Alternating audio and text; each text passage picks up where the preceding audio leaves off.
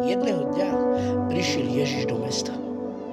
A ten deň ľudia prišli veľa, pretože oni vedeli, že Ježiš robí zázraky.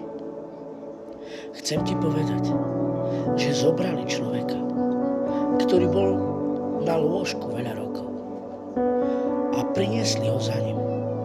A keď tam boli toľko ľudia, nemohli ho tam pretlačiť. Tak otvorili strechu a spúšťali ho dole k Ježišovi. Pozri sa na tento obraz. Biblia hovorí Marek 2.5. Vtedy prišli k nemu s ochrnutým, ktorého niesli 4. A keď ho pre zástup nemohli priniesť až k nemu, preborili strechu a urobili dieru. A cez tú dieru spúšťali chromého dole. A keď Ježiš videl, tak povedal: odpúšťajú sa tie hriechy. Chromý stal a bol uzdravený. Vieš, čo ti s tým chcem povedať?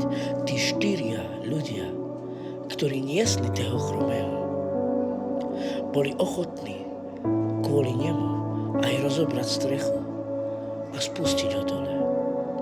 Záležalo im na neho, lebo dnes ti chcem povedať týmto: ak máš priateľov, ak máš známych, tak prinies ich ku Kristovi. Prinies ich ku Kristovi tak, ako títo ľudia.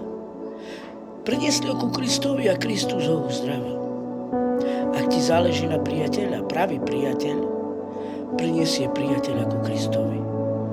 Toto je veľmi vážne. A Ježiš uzdraví, pomôže, spasil, zachránil nás.